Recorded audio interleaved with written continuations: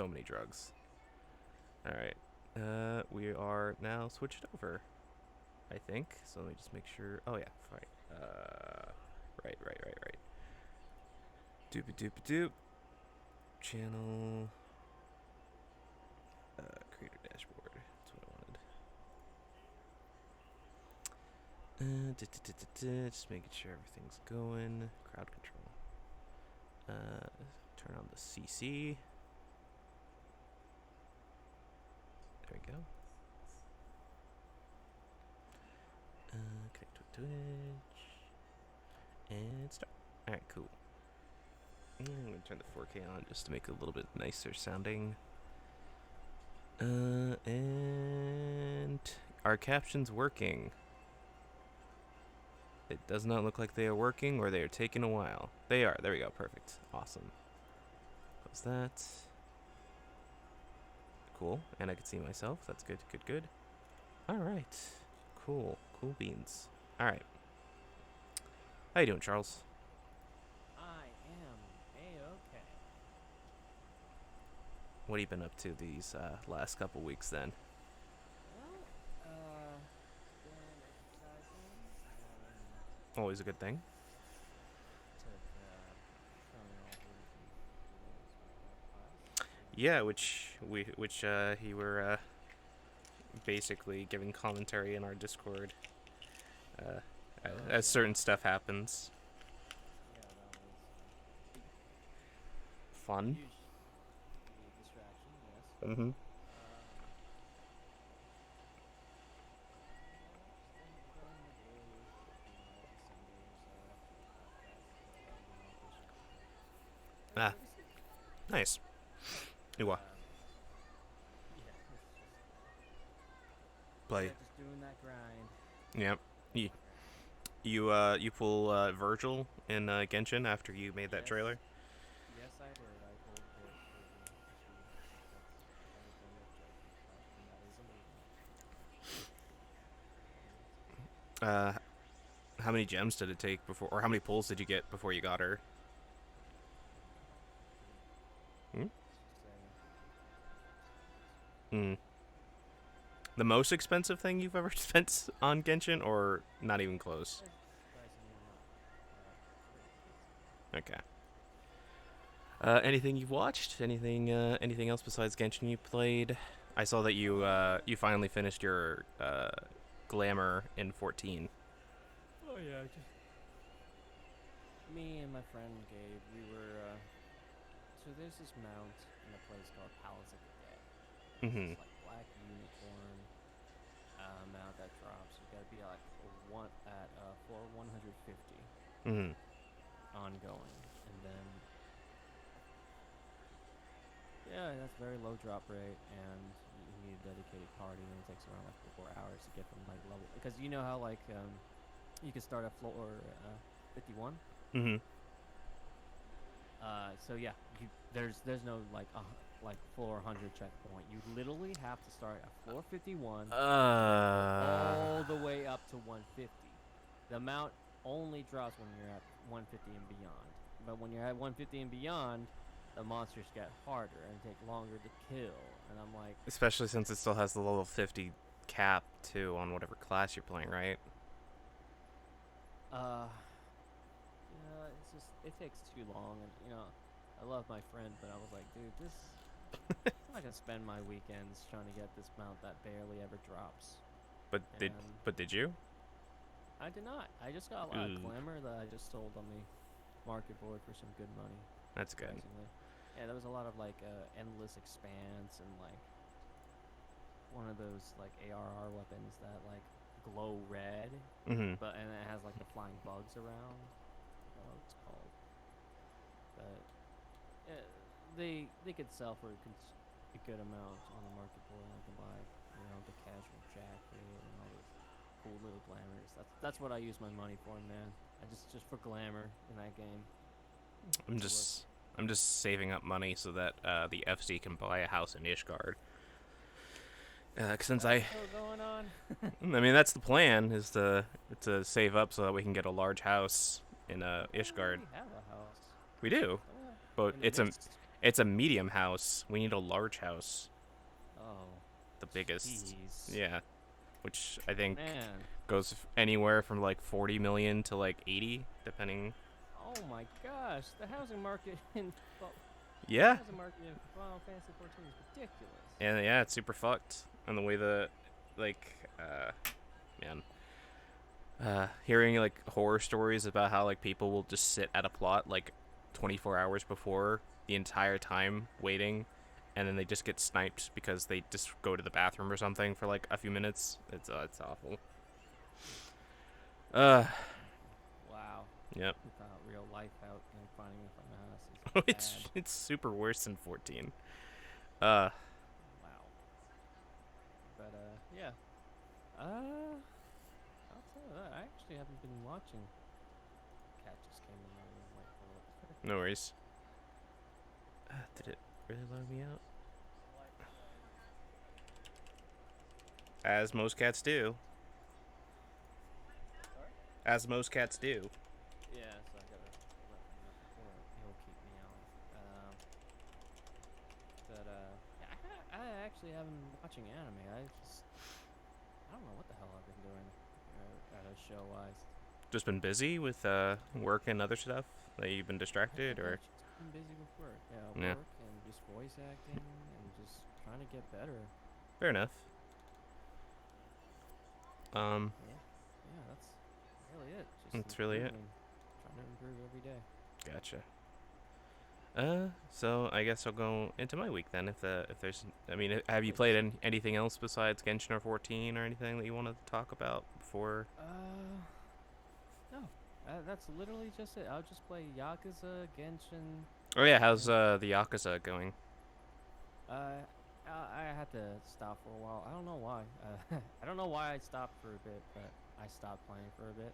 Yeah, Just taking a little break. You're like, oh, man, I've been playing Yakuza 0 all the way to 5, man, just nonstop. since the beginning of the year, right? Yeah, I actually started 0 back in December. Yeah, But jeez. yeah, so I've been playing. Yeah, I need a little break, man. Fair enough. We're going at this series full stop. Well, Yeah, not full stop. you're about to hit. You're like what, halfway through 5, I assume. I don't know. I haven't seen like I heard that you can play like 4 characters in this game. Mm-hmm. I've only played 2. Oh, so you're maybe like a quarter of the way there, I guess. Maybe I don't know. I fought a bear, so I'm not sure how far I am in 5. Like we fought the bear and then we went hunting, and that's it. That's where I stopped. Uh, yeah. So I don't think I'm that far yet. I haven't met the other characters that like Akiyama, for example, and the other character that isn't Tanimura is like this other dude that likes baseball. I don't know. It'll come together at some point, I assume. Yeah, yeah. Yeah, I always enjoy the games. So got that, and then 6, and then like a dragon. I don't know where I go on with my life. And Mm-hmm. that, okay. I Mm. actually have a lot of games I need to beat. Then I you got Transit Steward here. no. What are you Beat talking about? You got to play Judgment, and then beat that right before the second Judgment game comes out. Yeah, completely. I would love to play Judgment and do some parkour. Uh, yeah, Parkour. parkour. And then, I 14. I kind of already got like everything kind of done. I got the glamour I wanted from Shadowbringers Relic. Man, that is a grind. I don't know if you still want to do that, Shane. Doing the Shadowbringers Relic, but you No, better I, get one I'm that I, looks cool. I like my Shinryu uh, Dragon Blade. Oh well, yeah. To be honest, the Shadowbringers Relic for Dark Knight kind of sucks anyway. I also paid 3.5 million, so I'm going to be good with my glamour for a while. Yours looks cool. Actually, I need to run the near dungeons again so I can get like the armor. You know, the armor that you have for tanks. 'Cause that one looks Oh, the coat or just the general? literally the coat, the gloves, the boots. They just look so cool. I get why you The get going with that aesthetic. I saw someone with like a dragoon, and the armor looks very similar to like defending gear. It looks so cool. I'm like, man, I think the coat is Boston, so that's the only thing I will say. Because I didn't really like. I think the coat, like the look that I have, is the. I haven't played 14 in a minute, so I don't actually remember what Toei looks like. Now yours is straight up the near armor. Is it? Okay, how do I? Yes. Is it? Just go on Log Station or something. Like, I'm like, take a look at your characters. It lets you look. Yeah, I'm trying to remember. Do a barrel roll. Hey, Poke Girl. Not that password.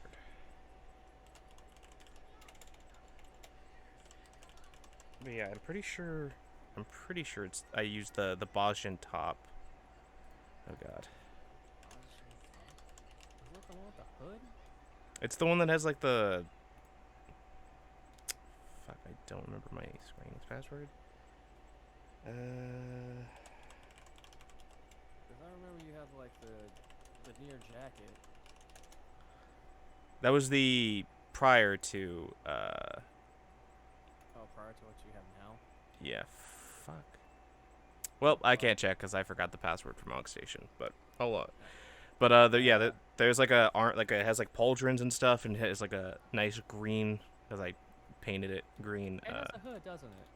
Does it have a hood? 'Cause I know that one of the Boston gear looks really cool, and it has like a hood, and it's it's a fending gear. Tank. Okay, hold up. Sorry, guys. The guys listening to the podcast, we gotta know this now. Yeah, so if you look up FF14 Boston tank top, it's it shows a fucking potato wearing it, but that's basically it. It's like pauldrons. I think I changed Boston fending set. Is that what it's called? Boston coat of fending. It's pauldrons, gloves and stuff. It's got like belts around the hip. Here, see if I can. You know, like a screenshot. Yeah, I'm just gonna put it in podcast stuff. I think we're talking about the same thing. We're just not on the same wavelength. It's this thing. Is this thing with the? Okay, hold on. It's got like the collar and stuff. I really didn't. This thing has a hood. Oh, it does? I didn't know that. Yes. It's just the little potato guys wearing a hood. Wearing this eye patch thing, but it legit has a hood and looks freaking cool. Oh, I didn't know that. Because I always have the head. How does it? But I always have the head. I always have the headpiece glammed. That's why. Oh, this part is so cool though. Like, how do you actually get this? Boston? Yeah. You either Oh, you know what? you can buy it with the coins. Copper. Oh, you know. Okay. Yeah. I know now. Dude, yeah, that vending set looks cool. And also, thank you, whoever did that. I see you, Zeus. I see you. Yeah. That set's actually really cool. Yeah. Good choice. Really unfortunate that it's for aesthetic purposes more than anything at this point now, because it only it Wow. I mean, it is, but like its base bonuses are more amplified in Boston more than anything. I think it gets like a slight boost in Boston front. But yeah, Oh, whatever, man. It's about the aesthetic. so yeah, why were we? I forgot why we were talking about that. Oh, no, I don't remember. Just talking about like, what I did for Final Fantasy. Oh yeah, And, did you do anything else besides I've literally just been running POTD with my friend. how? We're trying to get that mount. So you said 4 hours. So how many times did you guys do it? 3. These 12 hours. Oof. Well, there was a time that it was only just the two of us. Oof. And there was one time. Okay, in order to get past floor 100, it's this requisite that you cannot, your whole team cannot wipe Mhm. beforehand. So it's just the two of us, and if both of us die, the whole thing's over. Mhm. And there's been many close calls, and some of it's his fault because he's just like, hey, what happens if I land on this mine? He dies, and I'm all by myself. I'm the red mage, and he's the Dark Knight, and he doesn't know how to play Dark Knight. It's just it's bad. Sounds But rough. it's very rough. It was more than 4 hours for the if one we just took with the two of us. The ones when we were like actually had a dedicated team full of 4 people, Mm-hmm. it took 4 hours. So Jesus. 4 hours for the dedicated team. I didn't count the hours for the one that was just the two of us. But let's just say it's not worth it. The map doesn't look that cool, and there's so many other things to do. Yeah.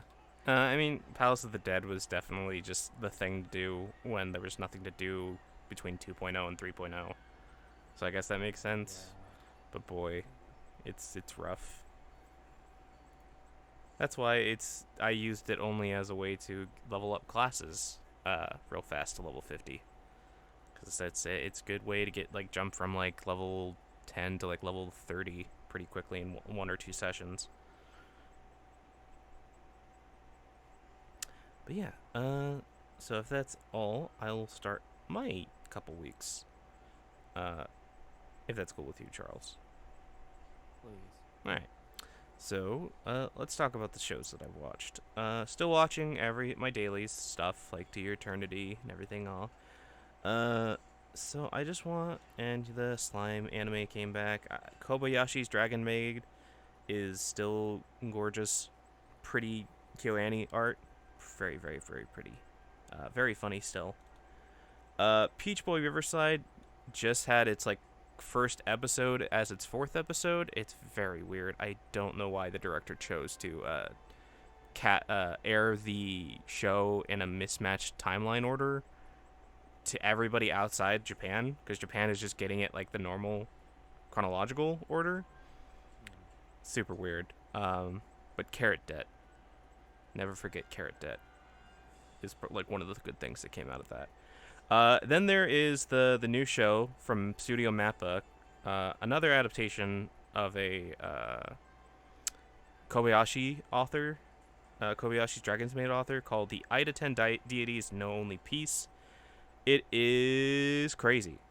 Basically, basic premise: 800 years prior to the start of the show, demon kind terrorized humanity, and to save them, these gods known as Idatens are summoned, and they beat the shit and kill all the demons.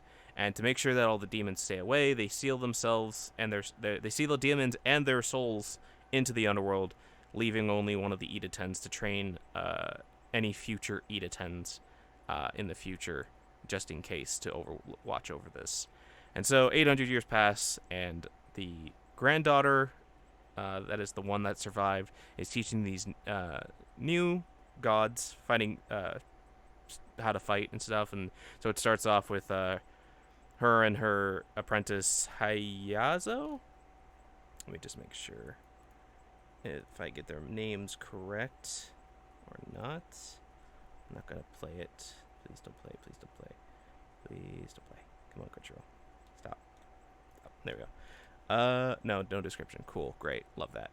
So they're running across the planet, and apparently they get to run around the planet in about 8 hours, and he basically calls his master a haggy old bitch, in which she then proceeds to jump on top of him and beat him to death, and with just the straightest of straight faces. And, you just start to find out a little bit more, because there's two other gods that he hangs out with, or Idatens that he hangs out with. And there's this, they go to see, like, they hear this, like, there's like a country, a group of humans that are investigating something in, like, Antarctica or something. And they see that it's a giant demon that's left over, frozen in time. And then it gets defrosted by the humans, and they start fighting it. Chaos ensues. It's really good action because it's Studio Mappa. It's some pretty art. It has like a really cool art direction. It kind of reminds me of like the times when JoJo, during like the serious moments of the JoJo anime, where it changes into like purples and pinks and colors and stuff. When the color scheme just gets completely. Yeah, like it mismatches to more like how the manga panels sometimes do that. This just kind of has that kind of tone during a lot of the moments, and it looks really pretty. Um, it's really gorgeous, and then the first episode ends on a really, really dark turn all of a sudden. Um, Basically, it looks like this one country looks like to be in like encapsulating a similar look as to World War II Nazis, without the obvious armband on them, because they basically go to this town and basically start pillaging it. I'll put it delicately, and the first episode just ends on like a really fucking dark note. And luckily, they had a second episode, because I immediately started that up. I'm like, what the fuck? And it continues on from that, and it explains a little bit more of the mechanics. Bless you, mechanics of the world. Basically, Eda 10s are just kind of they look human, but they're not really human, and that's because they're based on the desire for salvation from humanity, but because they're based on a desire to be saved, they are therefore inherently selfish and therefore do not really care about humanity as a whole. But they are born as like warrior gods at the same time, and since it's been 800 years since they've had to be warrior gods, they only know peace, and so this the only time that they are allowed to fully do anything is like during training and stuff, which the old lady is basically just having you run as fast as you can, and if you don't beat her, she beats the shit out of you and destroys all your organs so you can regenerate, since apparently Edatons, even if you blow a giant hole into your chest, they don't die. They just kind of, they feel the pain, but they just kind of regenerate over time. And overall, it's just really interesting. Only 2 episodes out so far. Really pretty, really gorgeous art. Really good, funny comedy at moments. But also really, really fucking dark. Which is interesting. So yeah, that is the Ida 10 Deities Know Only Peace. Highly recommend it. But again, just heads up. Does have a dark twist at the end of the first episode. That may be a little rough for people. So yeah, that's that show. Standing a Million Lives I'm still watching. Girlfriend, which I think I told you is about the guy who dates 2 girls at the same time, and they're kind of okay with it. That petty shit. It's so fucking funny though, because at the last episode that happened a couple days, they're like they get their secret discovered by another girl, but they know her secret, so she's just like, okay, I'm going to be your girlfriend then, and it's Oh my. and there's 4 Is girls and everyone just 40? it's yeah, kind of the main redhead girl. Like the whole shtick is that she wants to do sexy things with her boyfriend, but she doesn't know how to initiate it. So like when the second girl looks into her like search history, all she finds are like how to kiss, how to initiate sex, and it's like all sexy stuff. It's funny. It's very funny. It's not like high comedy, but it's still pretty funny. And there's a 4th girl on there who's I think friends with the first girl, so it's just going to be a true harem, but it's funny true harem. If you like rom-coms like that, highly recommend it. Dragon Quest getting hype with the latest episode of Dai getting his sword of Dai, and it just really cool moment where he has literally the strongest sword ever created, made for him, and he just slices the equivalent of a giant stone robot with one slice. It's hype. There are good action scenes in the show. It makes me quite enjoy the fact that it takes some time to get there, but yeah. My Hero Academia, still good. Just Of course. 1 or 2 more episodes until we get to my favorite arc. I think it might be 1 or 2 next week or the week after. Might be the start of the arc. Remake Our Life is still good. I really like seeing our protagonist, who is this I think I told you last time was this like former He's a 25-year-old who decided to go to college, graduated to get a job at a shitty game development studio, got fired from there, goes back to live with his parents, is able to get another job with another game studio that's like basically the equivalent of like Square Enix, where he was supposed to be working on a game that was made by the Platinum Generation or these big talent names, and then he gets sent back in time so that he can change his past so that he pursues the arts instead of a practical studies. Um, really pretty. The girls are all gorgeous and all likable and interesting. Just yeah, it's a good show. Just I like it. Curious to see where it goes. Decide Traumary, the animation, is still weirdly a really good CGI show for a Japanese mobile game that's never coming out here. The CGI is still like impressive for the combat and stuff. Just as long as you don't look at the backgrounds or the background NPC characters that are either moving or not moving sometimes. That corner sounds. You think they would like okay, like they share the same skeleton as the rest of the other NPCs in the background. Mm-hmm. They would like reuse animations or something. Say sometime and just like slowly drag models. No, anime is hard. CG anime is probably hard. Oh, Charles is quiet. Okay, I'll turn you up. These are 3D animations. Yeah, but you have to do there's a lot of crowd shots, so I get that because it's hard. CGI is still hard to deal with, I guess. I don't know, and especially I'm talking about the shots where like you can see the main characters in the center of the screen and like just 2 NPC characters in the back. Why not just use a very simple walking animation? No, too hard. What if you have 10 NPCs in the background and they're all not moving or not making expressions?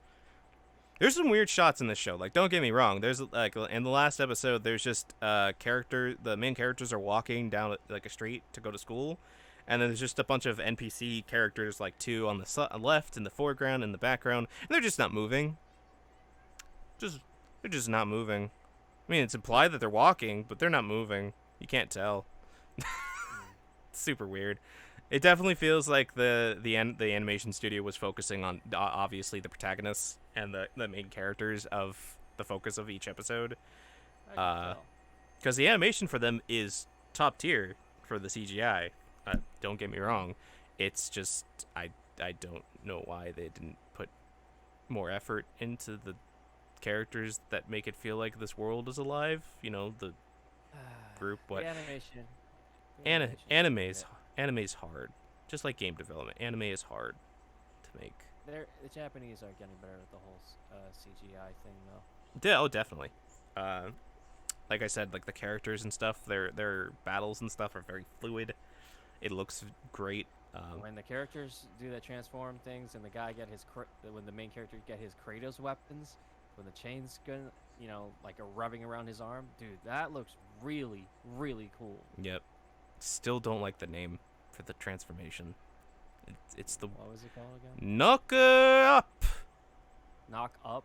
Knocker ups, but because it's Japanese and it's in English, it's English of knocker up.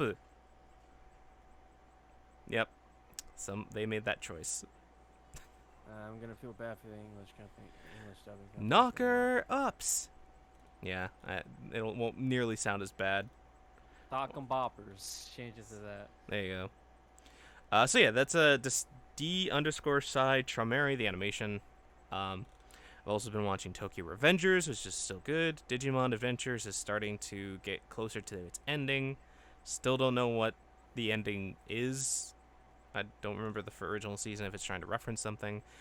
But besides that, I've also had access to Funimation's stuff, so I actually watched the Demon Slayer movie, finally. Ooh. Very good. I didn't watch the English dub because I watched the original season in Japanese, unfortunately.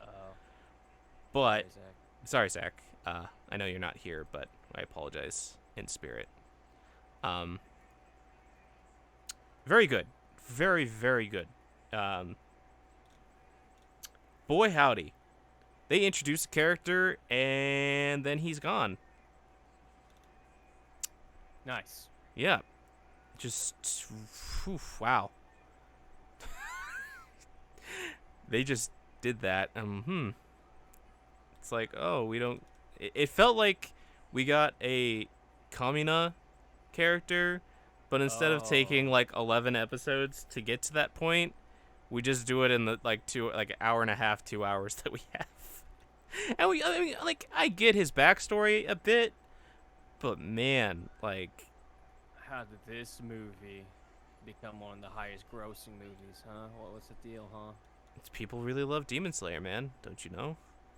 Huh. I mean, but I just like, it's so weird.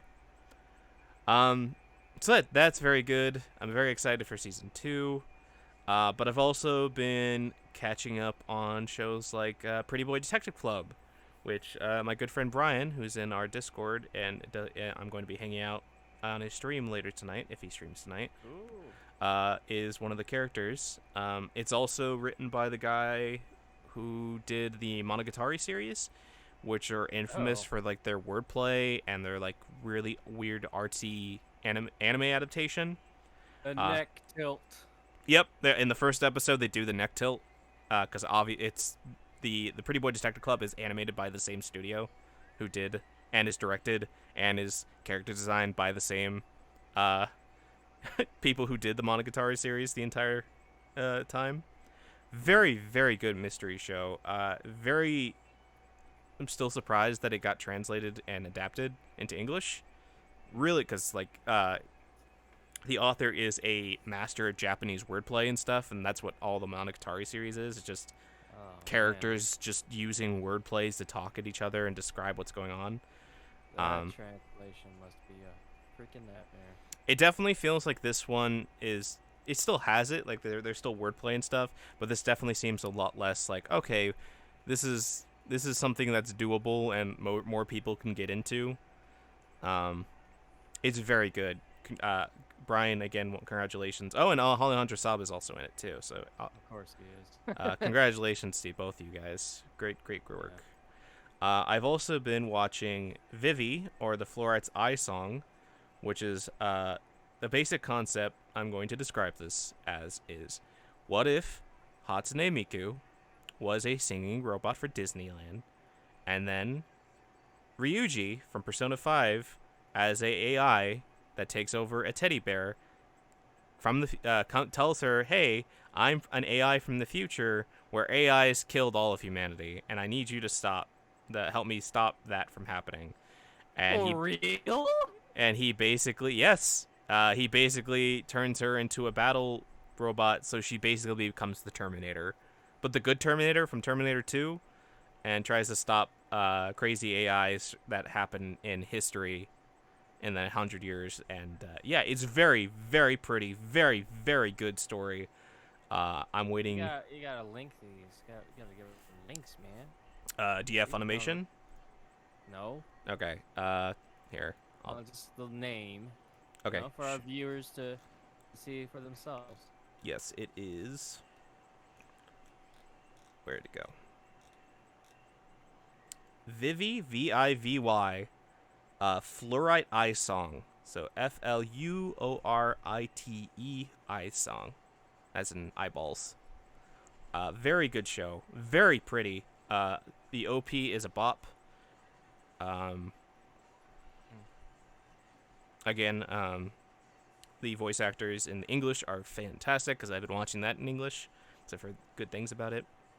And yeah, I'm just really excited to see where it goes, because they according to the story so far, like things are not going as planned, and technology and stuff is advancing way faster than it was originally, and it seems like things are going to probably get worse. Maybe, I don't know. Definitely a very interesting, well animated show. Not talked about as much, just like Pretty Boy Detective Club is not really as talked about. But if you have an interest in that, it's very pretty, it's very well made, and it's gorgeous. So that is Vivi. There's also Sunny Boy, which I think Brody mentioned, how he watched the first episode and was super entranced and like intrigued by.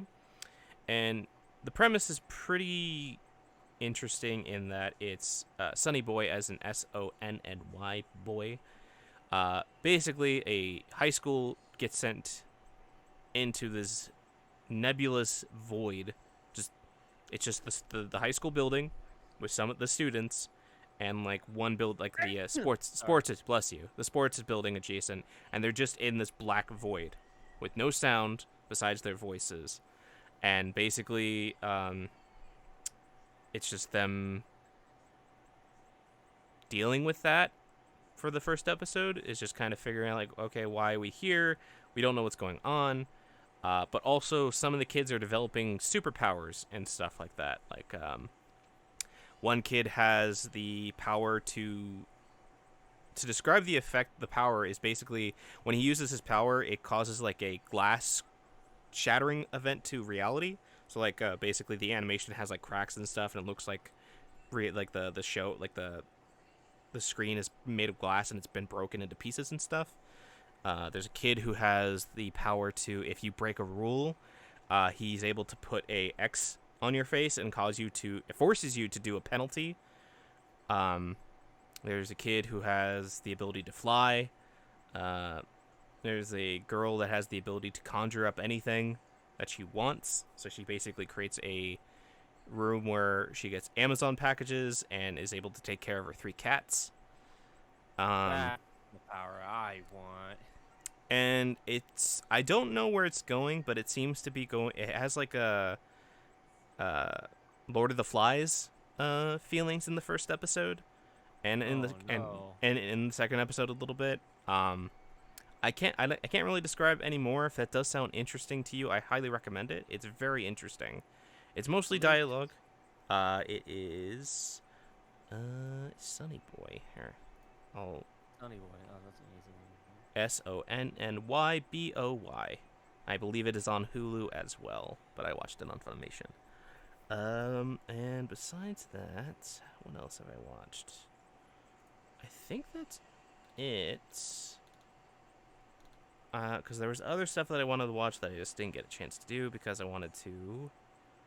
I wanted to watch like How a Realist Hero Rebuilt the Kingdom. I wanted to watch that. I wanted to watch the case study of Vanitas, and I think I wanted to watch.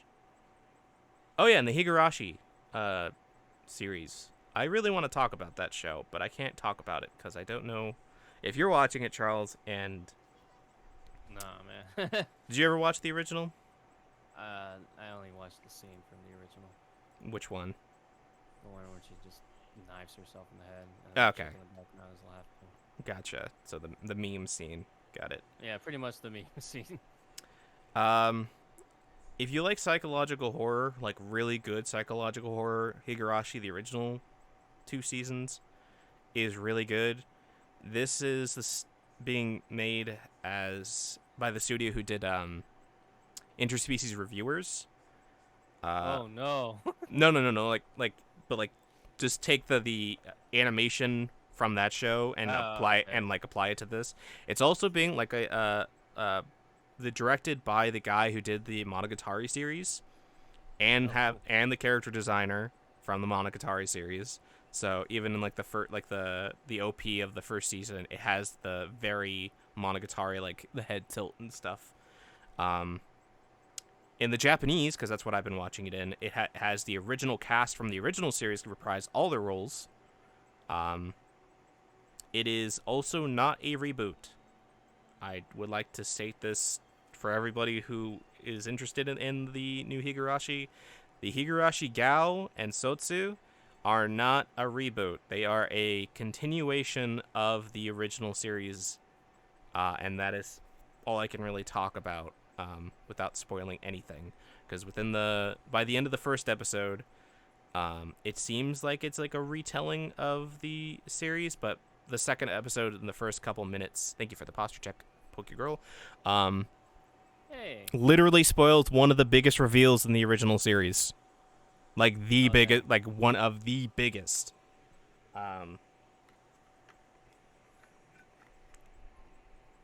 So I highly recommend it because I want to talk to people about it. I also find it really, really interesting about who the antagonist of this new series is, because it's something fascinating with a story like Higurashi and how its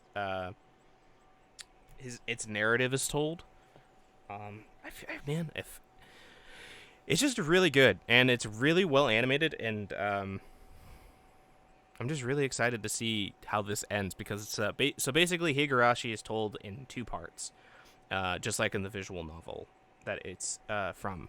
Basically, there is the question arcs, where basically you experience all the mysteries in a row of the different scenarios, we'll call them, in which the main characters either get murdered, commit murder, or die horribly.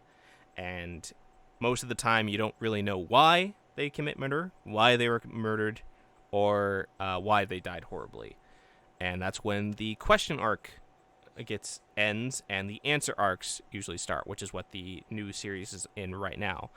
Back in early February, they ended, or January, they ended the question arc, and now the new arc is just answering all the questions that were left over from the question arc, which, whew, boy, it's really good.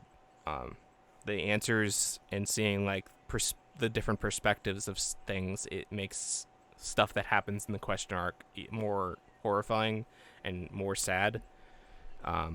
Because overall, Higurashi is the story about this group of kids that discovered like a found family in this small town, and they all have their own traumas, and they were still able to like connect and have this bond. But tragedy in this town just constantly happens for the last couple years prior to the series start, and It's a cursed town. it is a cursed town with the Oyoshiro-sama watching over it, and it's really, really hard to talk about Higurashi without spoiling stuff, so I'm just going to leave it at that. And just, if you like really good really good psychological horror with some supernatural elements and really good characters, and you like the concept of like really cute, well-drawn anime characters just committing the most heinous murders I've ever seen in anime. Like, there's an episode 16 of the new series of the question arc is by far one of the most disturbing scenes in this entire franchise. And there's scenes in the original series where some of the torture, literal torture, I'm not joking about this. Like, there's Kids, man.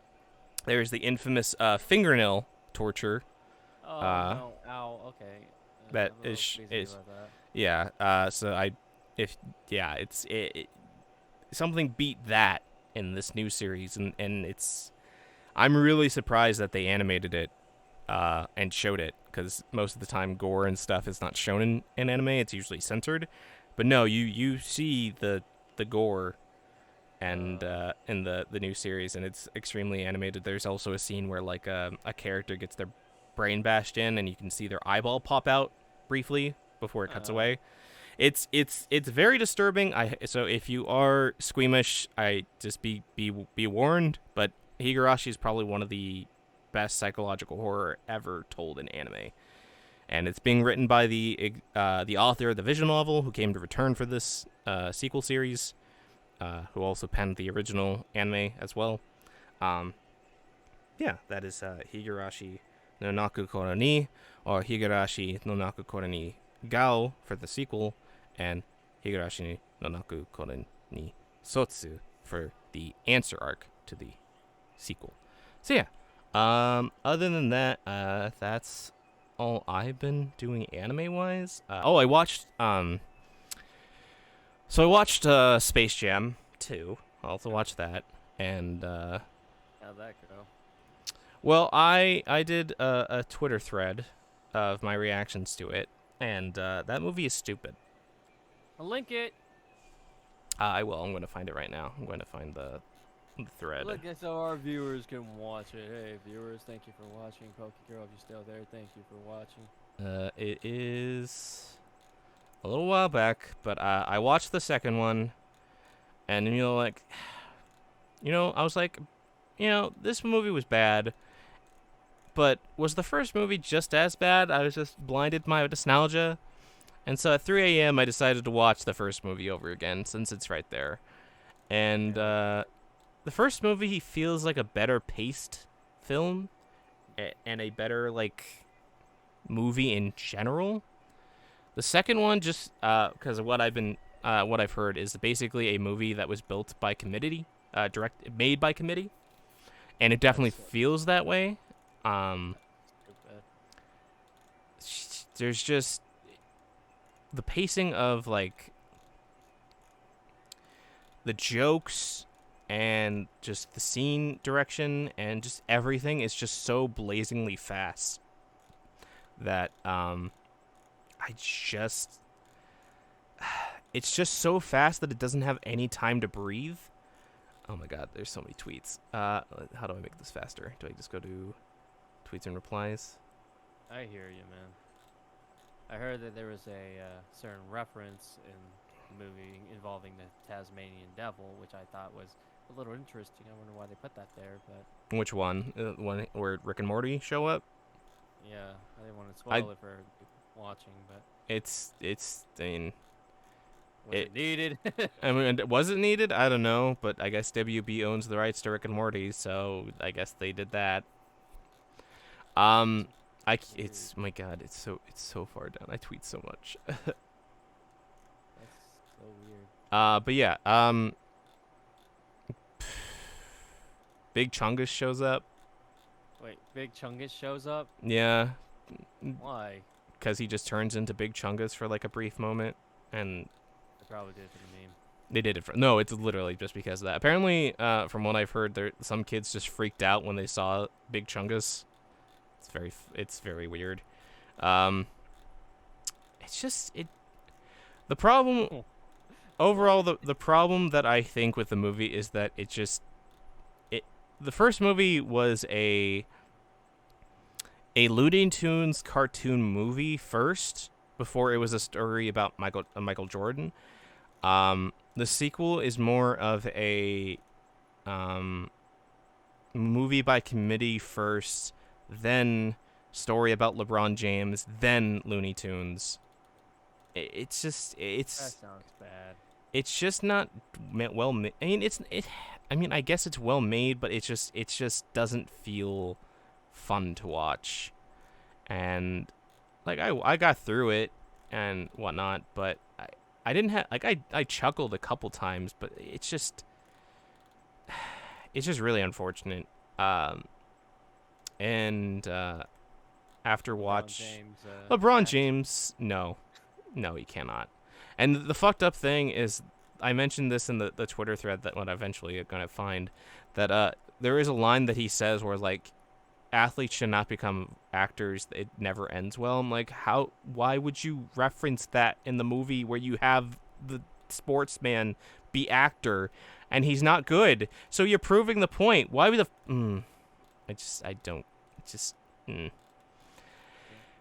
It's just there's just dumb things that are just made in this movie. There's just dumb. I mean, what did you expect? Yeah, I don't know.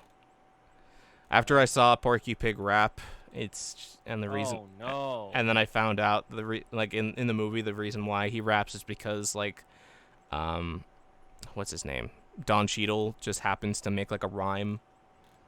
For some reason, and then just turns into like a bonus mode game. That why just didn't because the kids, I guess. Things just funny. Funny? I don't know.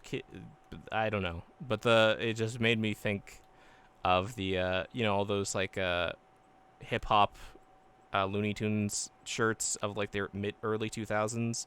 Those are all those are all canonical now. They're for the memes, man. No. Memes are for making money from the studio. It's just sounds like this whole movie sounds very corporate. It's Very. extremely corporate. Gosh. What like Charles, I don't think you understand. They're in the show, in the trailers, they show off every single WB property because it takes place in. So okay, so you want to know who the villain of the movie is?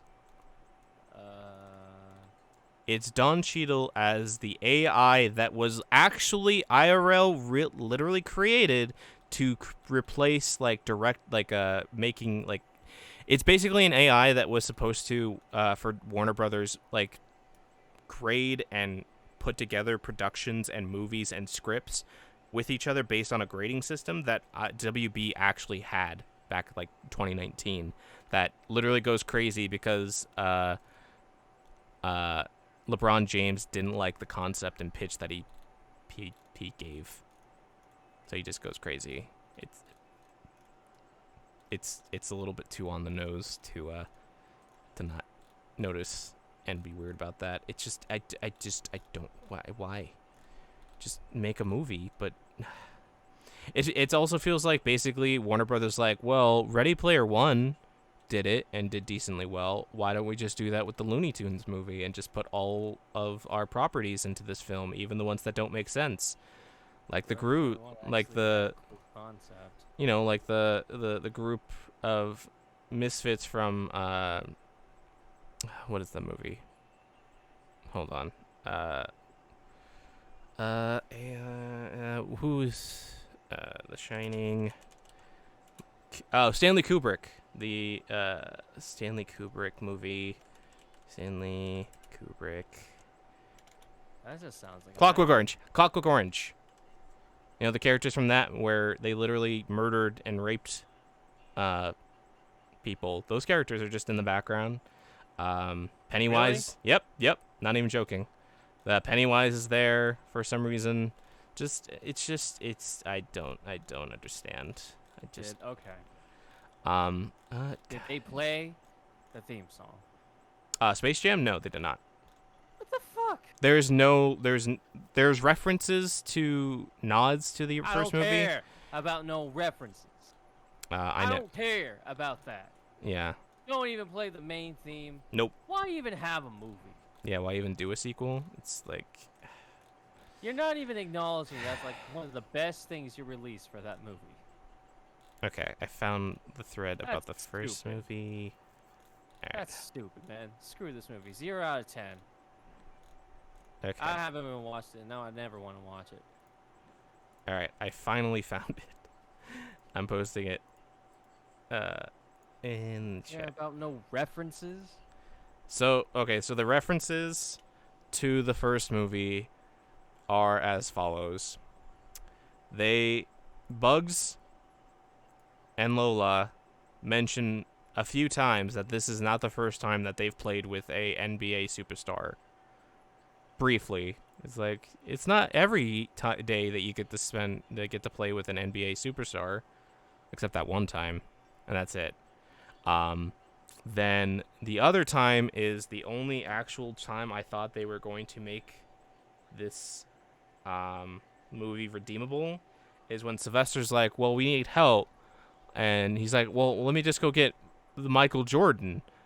And it's like, yeah, we can get Michael back. And Sylvester goes and gets him. And he's like, I finally found him.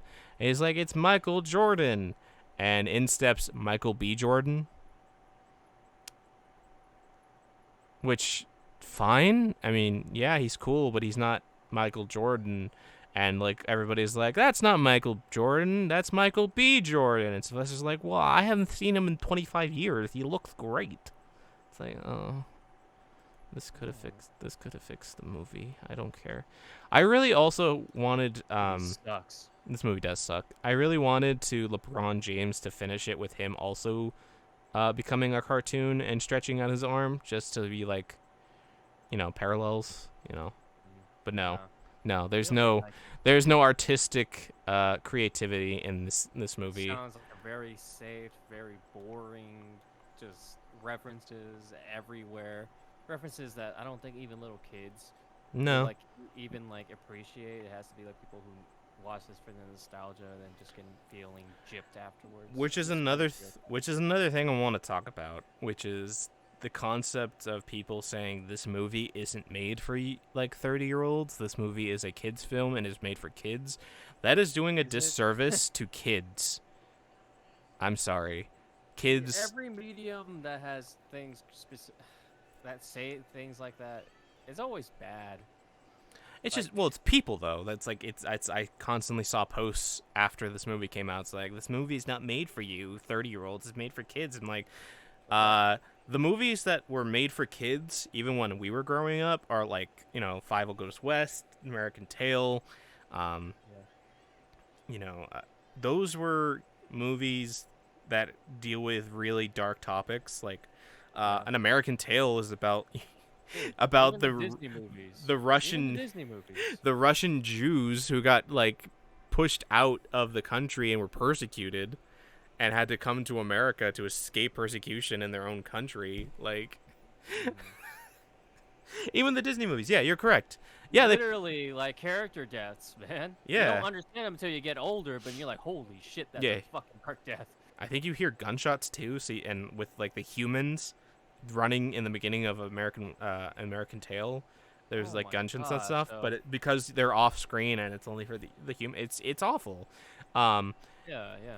and it's honestly doing a disservice to children and their understanding and consumption of like media, where you think that kids are so dumb that they just need the pretty lights and the glowy things to be entertained. It's like, no, you can still make a good children's movie.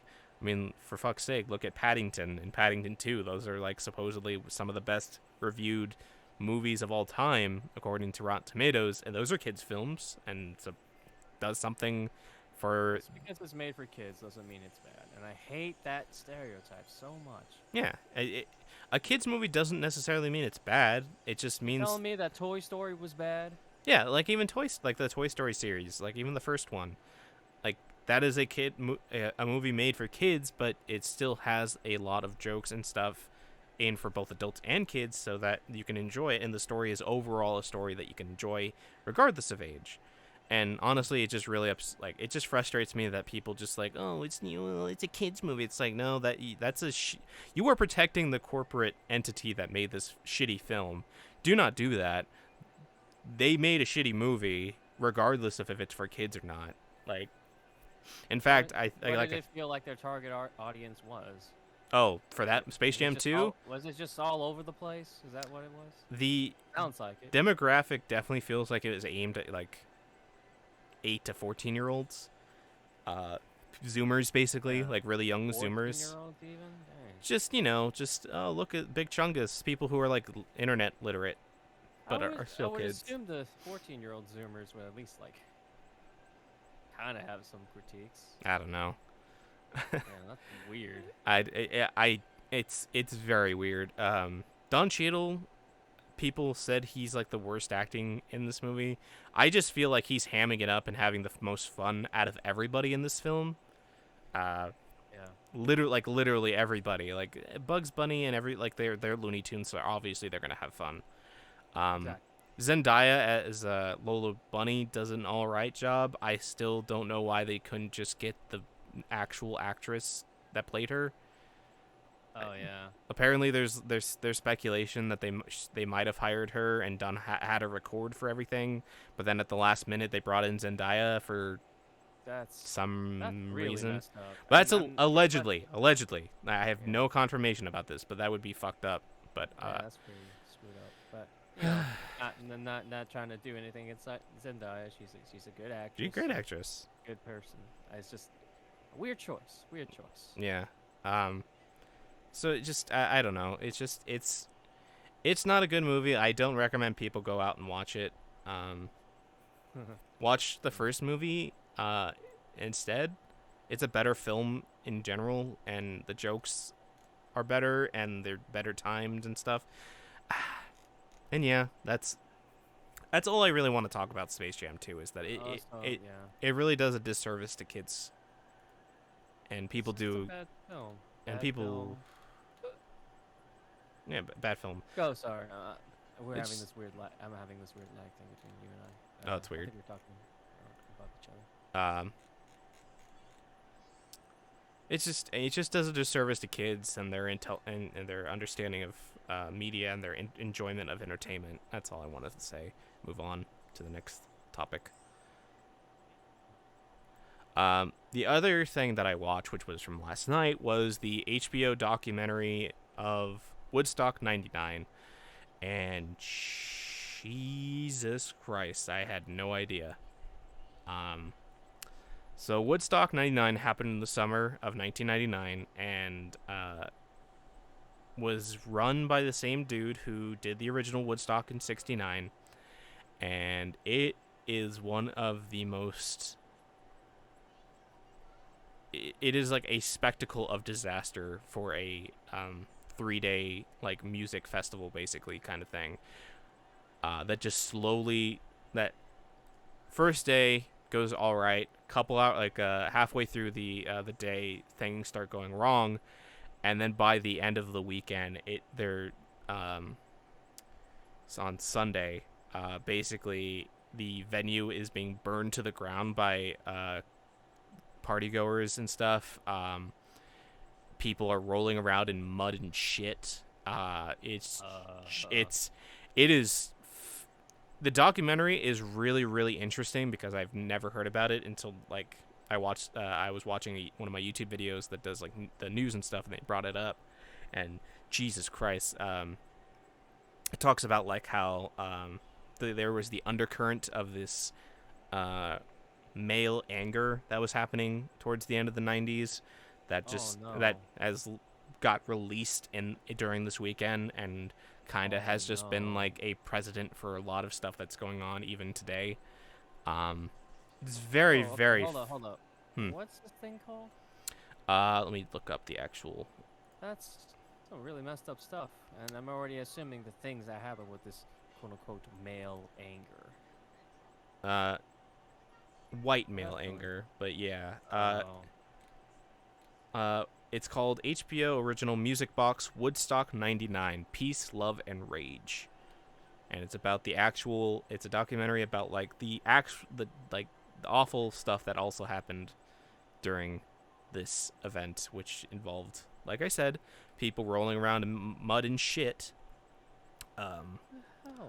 the What's end, wrong with these the guys? ending of the event, literally having people rioting and burning like trucks and tearing down equipment and burning stuff in large fire pits and stuff. It's on HBO Max. I watched it. It's like almost 2 hours long. It does deal with a. It does have like a trigger warning in the beginning for the topic that it deals with, because there's also stuff about like the deaths, the sexual assault that happened during that time.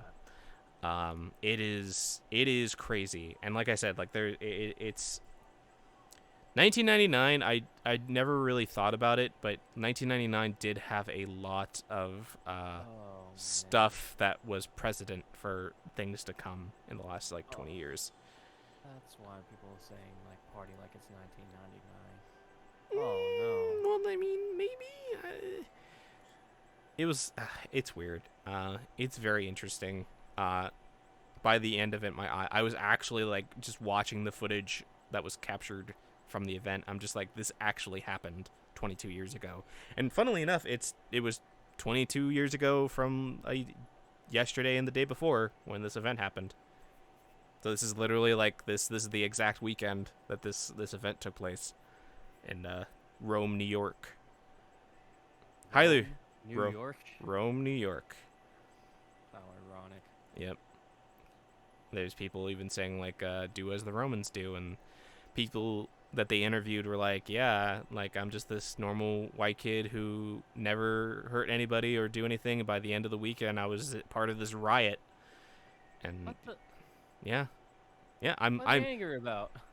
I'm trying not to spoil the documentary, but it's when you think about like Gen X and like the entertainment and Columbine and stuff like that at the time that were all like playing a factor, it'll make more sense. But what I mean, Um, The uh, hell are they angry about? But okay. it, there's always been this undercurrent of anger in American history and with white men in general. Uh, For some reason, I don't know. As a white man myself, I'm not entirely sure. I'm not part of that because I'm yeah. retrospective and I tend to not like being angry but I just seeing and it's just a really good documentary. I highly recommend it if you have HBO Max. It's really really good. Very Mm. interesting, very fascinating to watch. Um, and it's real. That really happened 22 years ago, and I can't believe it I was because totally oblivious to it as a kid. yeah, me too. Because I was only like 6. I wouldn't know. Yeah. I was in Uh, first grade around. No, second. 1999. So yeah. mm, I was either in pre-kindergarten or in kindergarten. I forget. I don't remember. I was just Maybe. playing video games. Yeah. So Video yeah. games and watching Disney, Nickelodeon, Cartoon Network. Pokemon Red and Blue and Yellow. Oh yeah. But yeah, I believe that's when it was released around that time. Yeah. 98. Yep, 99. Yep. 98. Okay. Yeah. I'll Man, be that's right crazy. back. Good thing I missed Ah, that. be right back, everybody. KKK.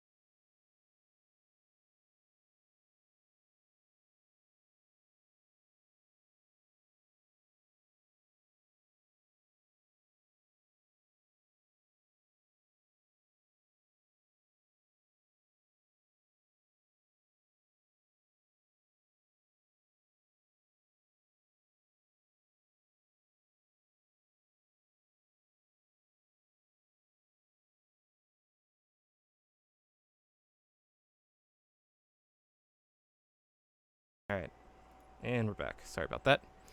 Um, yeah, I'm fine. Just annoyed. No, I'm saying that you're okay. Like, you're okay, man. Okay. Don't worry about it. So yeah, check that out. Thank you, Toto. Um, and overall, that's all I've been watching. What I've been playing Pokemon Unite for the last couple days since it came out. The pay to win game. Um, it's not really. I mean, I guess if you, there are a lot more faster characters that I've noticed that just destroy, uh, everything. What was the Pokemon that was like? It's like a dragon type that's like super fast. Um, it's probably one of the worst microtransaction games I've seen. It also has some of the worst incentives post tutorial to keep playing. So I posted about this the other night, which I will go find the thread for again. But basically, I have only a few complaints with the game. The first one being the latency in the game, which is not great. It even with a aligned internet connection that I have with my Switch, it definitely feels like I'm still getting way too much latency and lag constantly. Like it's like Yeah. short lag. It's like a couple seconds of lag that I notice, and it's really frustrating for a game that's supposed to be an online, you know, MOBA. Um, I'm gonna post it. Do chat, children. Um, it's really bad. And then there is so obviously League has like a currency that you can use to buy heroes, right? As somebody with Yeah. experience, was there ever like a weekly limit to how much you can earn for that currency? No. No. Okay, so once you've gotten past the tutorial, um, and done all the tutorial stuff, you can basically unlock up to 3 to 4 of the Pokemon and just have those always ready. Um, the game does have you have like access to at least like 8 to 10 Pokemon, so you can play a variety of different Pokemon. The Mm-hmm. problem is that the currency that's used to unlock the Pokemon in the store has a weekly limit of only 2,100 coins. The lowest and least expensive Pokemon to unlock are starting around 6,000 coins. So Wait. So you basic, gotta wait like 3 weeks. yes. And if I just play one day and do all my dailies and stuff, I can easily get that 2,100 coins within like a couple hours. Um, it's really really weird that they would do that. I have a feeling because it's made by Tencent, um, Oh no. that the reason why it's put in there is it's keeping the system that from China where they have to like limit children playing per day. So they just put it into the international version. Um, but No. this also means that I'm going to have to wait 3 to 4 weeks to get even one Pokemon because to like one Pokemon to unlock because it's just because of the coins. I don't know what else to do. There is also a weekly limit to the uh, gotcha rewards that you can get, where after every game you get a certain amount of energy, quote unquote. That once you hit a certain 100 of this energy, you get a gotcha roll basically, and you can only have up to 30 a week, which is also again weird. Now that because I didn't post it on the thread, because that means basically once I've done all that, I have to then wait another week before I can even get access to unlocking either costumes or like the alternative outfits for the Pokemon and skins and stuff. Which I got really really lucky. Apparently, I got like one of the skins for one of the Pokemon that's like a 0.5% drop. So that's cool. Because Well, otherwise, I any guess. any of the other skins, any of the skins that you would want to for the Pokemon, like the Hip Hop Pikachu and stuff, you actually have to pay money for. There's no way to buy the skins with any in-game currency.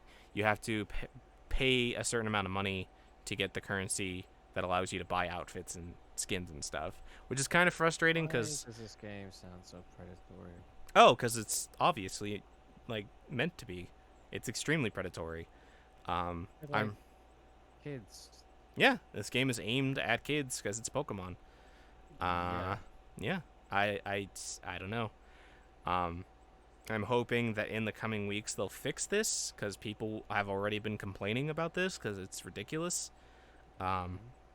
Also, just I feel it's really weird with the matchmaking. I was playing ranked the other night, last night, and I suddenly, out of all the games that I played, because I've put at least like 10 to 15 hours into this game at this point, I got a Japanese kanji player randomly, and when I've always gotten English names prior to this game. So I don't know if that was like a weird matchmaking thing that happened. Um, because I imagine the internet connections between a bunch of English players and somebody from Japan, you're probably not going to have the best connection, even with a wired.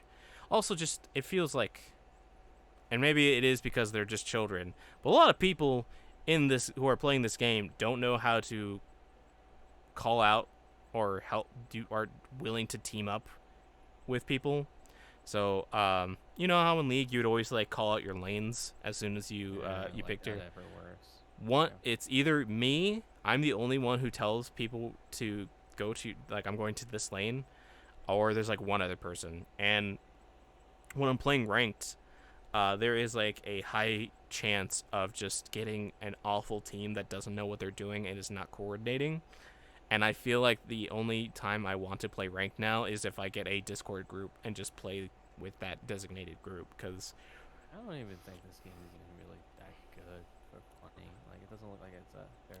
it's very simple. It's very easy to get into, and I mean, it's just you hold the button and you do attacks and you level up your damage, and it's just I don't know. Yeah. There's just something about it that just got me, so I'm fine with it.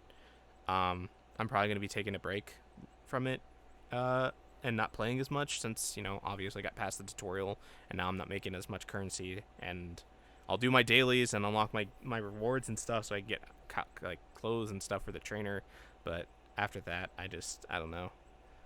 Um, so yeah, that's Pokemon Unite. I'm probably gonna be playing that with Brian and other people because it definitely feels like when you're playing with people who also know how to play a MOBA.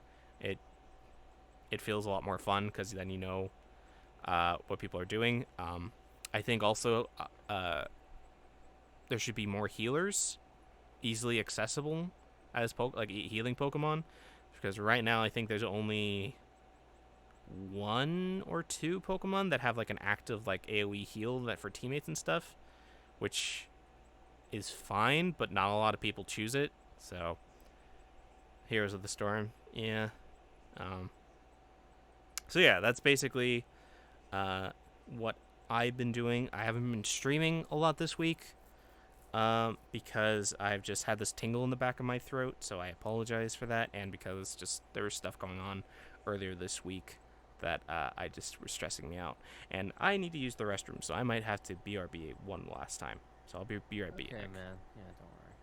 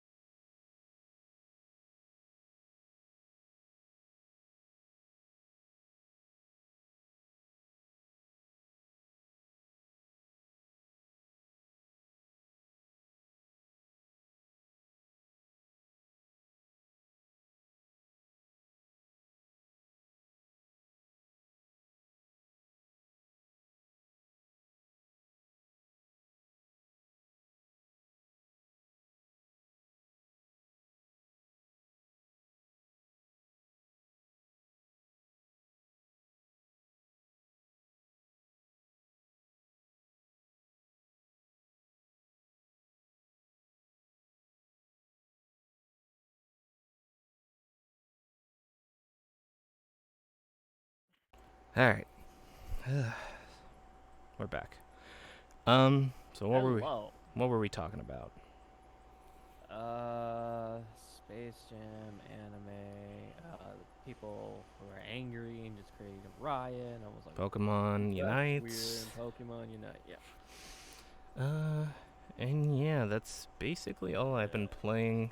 I said I'm not gonna be streaming because of this week, because of stuff that was happening. Just really stressed out, and just every chance I get to release some of that stress, the stress just comes straight back, and it's just so great, just so great. Just love They that. love you more than me. Wee. But I just try my best. But thank you, Toto. So yeah, I will be back tomorrow with something. I don't know, more Digimon maybe, or something else. And I'm probably going to be taking Wednesdays and Thursdays off, as well as Sundays. Get out of here, Fast Premium. Just so I have an extra day to rest, as well as a day to maybe like do voice acting stuff specifically. And to start doing projects that I do, because there's stuff I want to write and stuff. So yeah, that is the plan for this upcoming week in the future. And yeah, then I still gotta figure out something for the 200 followers for that stream. I'm still thinking about doing like a 12-hour stream or something, where we do like a community day. And yeah, that's just my schedule for the upcoming day. So, if there is nothing else you would like to talk about, Charles, I think we'll get straight into the news. That's cool with you? Yeah. Let's get into the news. All right. So, we're going to start off with Atlas confirms that Persona 6 will be in development soon. I remember hearing, God, was this really 2 weeks ago? The Persona Atlas event, where they showed off like the history of the series, recognizing Persona 1 and 2 for the first time in a long ass time, and showing off that they have like 7 games that are still going to come out for Persona, the series, the franchise, which people were theorizing, oh, maybe we're going to get Persona 5 Ultimax Arena, and maybe we'll get re-releases of 1 through 4 or 1 through 3 with all the different versions and stuff. But they also did confirm, yeah, we are working on 6. We're just trying to figure it out, and it's probably not going to be. I'm going to say it's probably not. We're not probably going to see Persona 6 until like 2028. I'm going to guess.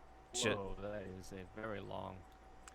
Because they basically have to beat all the expectations that 5 set for them, you know, Yeah, like that's the style, like the just the menus, the music. They basically have to beat everything that 5 and 5 Royale like overcame. So good luck with that, man. yeah, so they're ramping up and are hiring people for that, I believe. So they probably will start development within the next like 9 to 12 months and get into pre-production. But they won't, like, that game is going to take years to make, I have a feeling.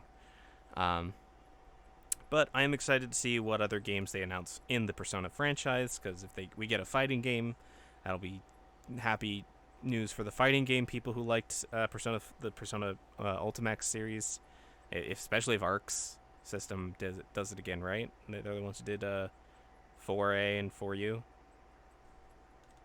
I assume you would know more than Charles. Okay.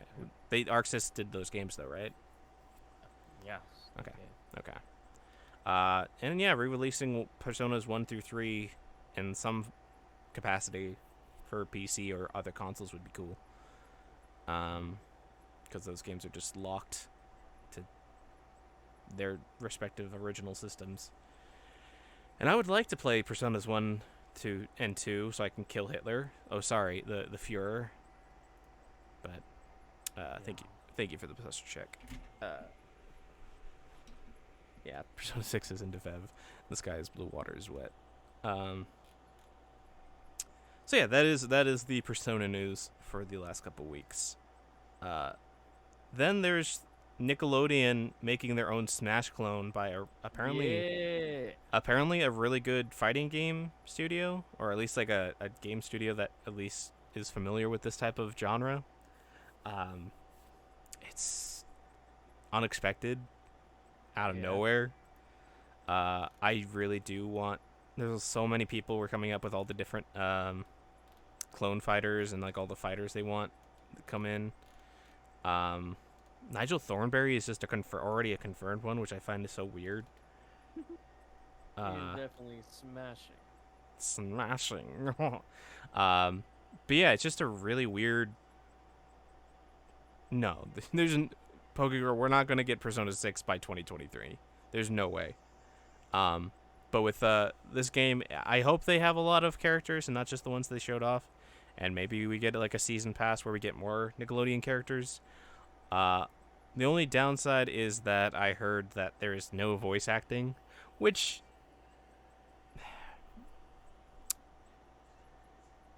Persona 5 was supposed to come out in winter of 2024, or winter 2024, winter of 2014, Pokegirl, and the game came out in 2018. So it was in like 6 to 8 years development. So that is how I assume P6 will probably take just as long because they can afford it. So yeah, the Nickelodeon Smash clone, um, it's cool. I hope it's good. I'll read about reviews and stuff before I buy it, and then I could beat the shit out of people with Reptar or Invader Zim. I don't know. I really hope there is like some sort of voice sound effects, or there's like they release like a voice pack down the line so you can get the sound effects in. Because I feel like playing that game with no voices is just going to be kind of boring. It's not going to be engaging as much as like Smash is. Because you never really think about it, but sound design and like sound effects and stuff really do play a big part in like games and stuff, especially in games like that. So if you're just going to be hearing like pop, like the hits and stuff, it's just going to be, I don't know. Ow. What do you think, Charles? What's your thoughts on this? I think it's definitely going to be a lot of fun. I don't know which console. If this is a. I think it's Switch and other consoles. Did they not say? Maybe actually didn't say. I don't know, but I'll say this. It's definitely gonna be a lot of fun. PS4, PS5, Switch, Xbox Series XS, and Xbox One. So We're everything. going Everything. every single thing. Okay. No Cool. PC though. That's probably pretty safe to do, because you put that on the PC, people would just make their models of the Nickelodeon characters and amongst other things. Look, man, I want my Nigel Thornberry nude mod. Okay. Yeah. But, XJ9 from My Life as a Teenage Robot would be a pretty good one. Oh no. Oh. Yeah. As a character. As a character, not as a mod. Yeah. Or Chalk Zone. Chalk Zone would be a good one. Characters from that show. Yeah. Just do a Mr. Game & Watch clone with him. There you go. Jimmy Neutron's dad would be pretty good. Just because There is one thing. he encouraged the There is one memes. thing that bothers me. What's that? And it's no voice acting. Yeah, I really hope that's not true, but I can understand why, because then you have to get all the actors to come, and Yeah, but like, you have to pay them. but it's iconic. Yeah, but you have to pay them. Game development's already hard enough. So, like I said, I hope that it does well enough that maybe they can afford to pay the actors and stuff to do like sound effects and whatnot down the line, but I don't know. But like, that's so weird. It really is, but I can understand it from a game development stand, but it is weird. Oh man, Nickelodeon can't afford this. Yes. Apparently, from what I've read, Nickelodeon was pretty hands off with developing this. They basically gave the studio free reign to create, like, let them make the move sets and animations for the characters, which is kind of neat. But uh, Mm. definitely feels like this while this game is being made, it's made for like the bare minimum amount of money that they can put into. So it's not Mm. cheap, but it's not expensive. Well, whatever. Uh, Outside of that, I think the game would be fun. yeah, I swear to God, if I see this in like a gaming tournament area where people literally playing like they just stop playing. Nickelodeon They just stop playing Smash. They just change or over to Melee, Nickelodeon. this is the new game. Yeah, And Sakurai looks at this and be like, "Oh, we actually have like competition now." I doubt it. It'll be fun. It'll be fun. It's even if it is like, I don't know, if Patrick is OP or Squidward or Invader Squidward. Zim. Yeah, then Hmm. whatever. I'm sure kids of throughout America and adults will have fun. Yeah. So that's that. Mm. No release date. I think they just said fall later this year. So probably see in the next couple months. Maybe for Halloween, probably around that time, October. So yeah. Netflix is going to add video games to its service, and from what I've heard, because it's been updated, this will not be an extra charge. This will just be part of the normal subscription. Um, Still don't know what type of games they mean or what they're planning on doing. Because is it just gonna be like the Netflix Minecraft game where it's the Telltale style, where you just choose a response or something, or is this going to be actual video game? But then you hear about who they hired, Mike Verdu, who was head of EA Mobile and Facebook AR VR, and it's like, oh, it's probably just going to be some mobile trash or something simple and eh. Nothing really much to say about that. It's weird that Netflix would try to do this. Uh, Clearly, they haven't learned their lesson from Google or Amazon trying to try to do this with how Amazon has never not released a game yet and has canceled more games than more than anything. I don't know. What are your thoughts on this? Uh, I don't care for it really. I use Steam. I don't know what Netflix wants me to do. I'm like, what kind of games do you have? Like, add video games into its service? Like, what games? Mobile devices for game expansion.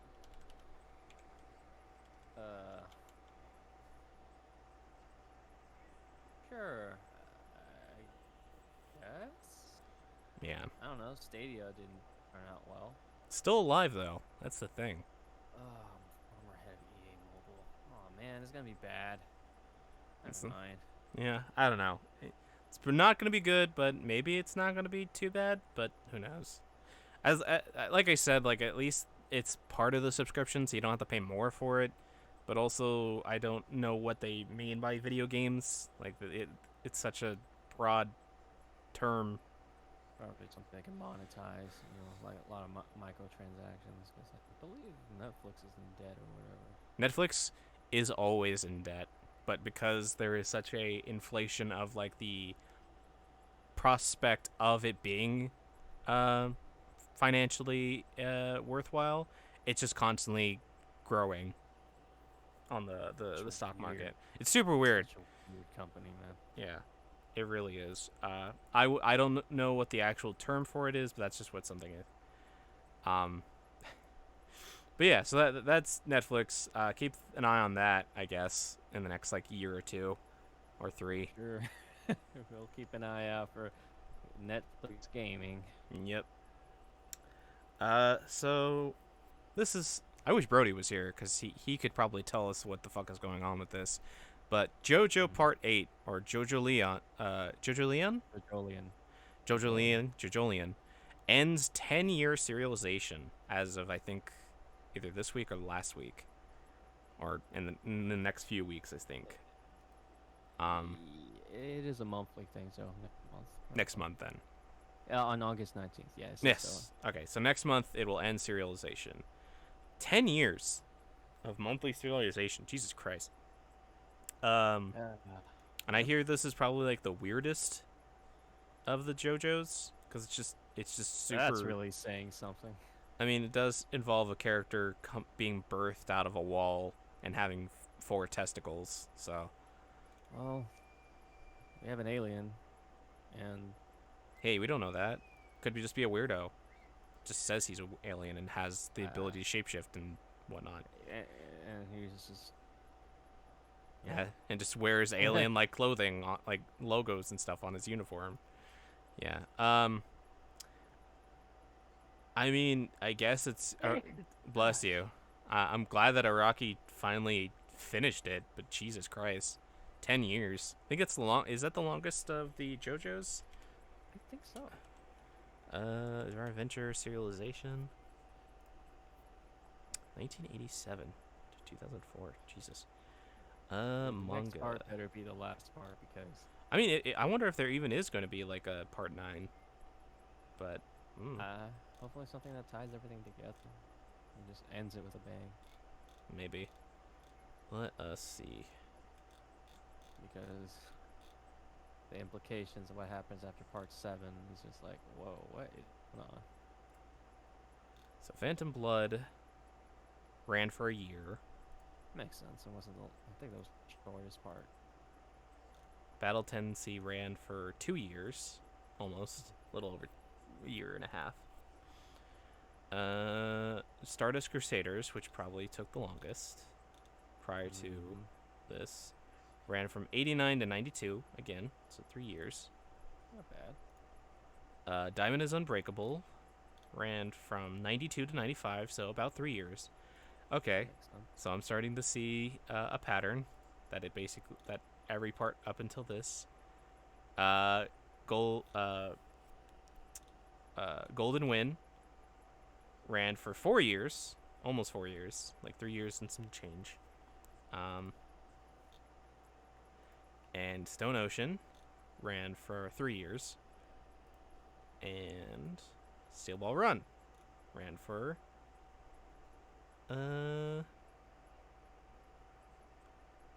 for a year in Shonen Jump. Then it switched to Ultra Jump in March of 2005 and ended in 2011. Okay. So once Araki switched to the new universe, that's when he started taking a lot more time. Then again, he started doing monthly instead of weekly, so that makes a lot more sense. Yeah. And then JoJo Leon, which ends. Probably be better for him anyway, given his age. Oh, John, thank you for the resub. For 6 months. Thank you, John, for the honeys. So yeah, according to this, he started in May 19th of 2011 and ended it next month. So he's been doing this for over 10 years. That's nuts. But I mean, yeah, I don't know what happens in JoJo Leon. But if there's like a cliffhanger or some sort of leftover thing that Araki wants to deal with, then we find out maybe in September or in a couple months, maybe by the end of the year, it's like, hey, here's part 9 or something. I don't know. I'm looking forward to the anime adaptation of all these parts until that point. Course, yeah. I love JoJo. So good. Yes. Love it. Very Even excited in the for weakest parts. I still love it. Part 6 is going to be fun. I'm excited. Can't wait for Jolene to just to just tell those inmates about the twist of that movie, because like the bad bitch she is. Do you not know about that? Or I try not to spoil myself too much. What Okay. happens. Okay. I am purely an anime watcher. Or a character yelling out Spider-Man to Disneyland and wanting to go to Disneyland or something. That's all I know about part I'm not 6. guessing. Pretty sure they're gonna censor that. Oh, they'll probably say it in the Japanese, but they'll definitely censor it in the English, as they always do. Yeah. So yeah, very good for Araki. The vampire man looks like he's going to take a break from his 10-year-long work. Yeah, he deserves it. I Mhm. wonder if he's gonna. If he does decide to end it, I'll be happy for him. I feel like he's created one of I the most memorable series of all time. mean, most beloved in Japan, that's for sure. I always get mixed up which is the most beloved. Is it Demon Slayer or? Demon I Slayer know. is the most best-selling currently, but JoJo is like the longest-running, most beloved by the entire country of Japan, if I remember And correctly. in the Western world too. Yeah, but Japan in general, like you wear a piece of JoJo clothing and at least like 20 people will recognize it, I assume. So Hey, it has a museum in Italy, or at least has. I know the art is acknowledged in Italy. and Jolene isn't a Gucci model. I know that for a fact. Rocky, people think his art is weird, but his art really he has good fundamentals. And I mean his modern stuff that where he just does character art like for the Dio and Jolene and Jotaro, he makes very pretty anime boys and girls. I love his color schemes. A lot of people's like, oh no, this is like really weird, but I love it when like during the show, the entire color scheme just like changes. Everything's like inverted. Mhm. It's Really definitely it definitely leaves an impression. That's for sure. like everybody knows. Like, every anime fan knows what the JoJo style is. Mhm. The art style. It's one of the most distinct. And also such a fun show. Such a fun show. Great music. Just such a great series. Sorry, I love JoJo. Yeah. I mean, just I always find it weird that people don't like JoJo once after part 2. It's like I get it, but it's like just have fun with it, man. After part 2. Usually it's after part 3. But cool. Some people just don't like or some people just like the sunlight kung fu and didn't really like stands. That's Which okay. I mean, I get it, that's- but I feel like, just It still has that like JoJo feel. That over the top craziness. just have fun with it. Like Yeah. I don't know. I've had discussions about this. It's like I don't know if you win or lose. It's just people have certain tastes. I know my friend. He only watched part 1, and that's all he ever did. And I'm Mm. like, never got interested in part 2 at all. what? Yes, he never got interested. I'm like, wait, you loved part 1. You definitely will love part 2, especially the anime version. And he's like, You nah, never did it. nah. No, yeah. And I'm like, that drives me insane. That's so weird. At least, Oh my god. especially since it's like a conclusion, not Yeah. like a continuation of the story. I don't know. Even part It's- 3, which is like like the finale of that like entire arc. trilogy, yeah. Yeah. I don't know. People are weird in what they decide to enjoy, but more for them, I I'm guess. just happy they enjoyed it. Yep. You guys haven't watched JoJo yet? I don't know what y'all been doing, but please watch JoJo. It's a great show. Mm.